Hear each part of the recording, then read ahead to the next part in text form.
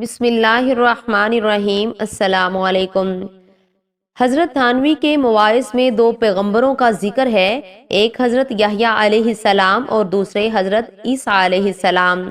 یہ دونوں باہم خالہ زاد بھائی ہیں، رشتہ بھی قریب کا ہے، لیکن ان دونوں کی شان الگ الگ ہے۔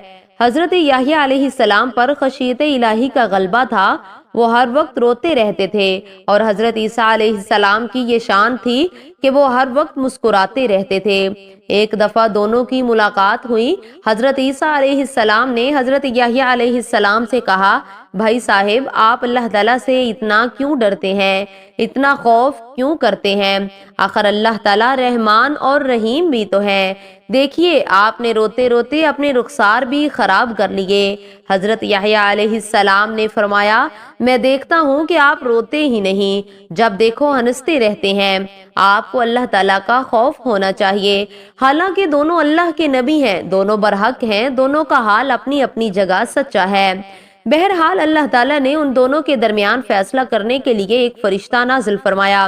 اس نے ان دونوں سے عرض کیا، اللہ پاک نے مجھے آپ دونوں کی خدمت میں بھیجا ہے اور فرمایا ہے کہ یحییٰ علیہ السلام کا حال بھی درست ہے اور عیسیٰ علیہ السلام کا حال بھی صحیح ہے۔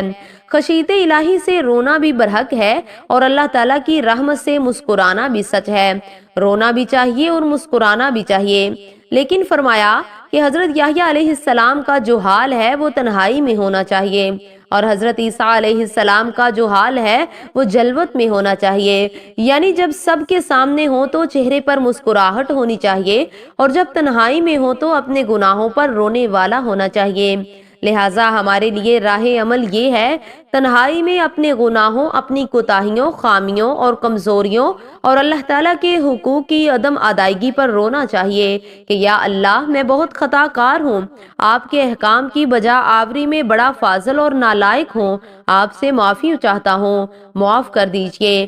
انتہائی میں یہ جذبہ ہو اور سب کے سامنے چہرے پر مسکراہٹ ہو۔ امید ہے آپ کو ویڈیو اچھی لگی ہوگی۔ ویڈیو کو لائک اور زیادہ سے زیادہ شیئر ضرور کریں۔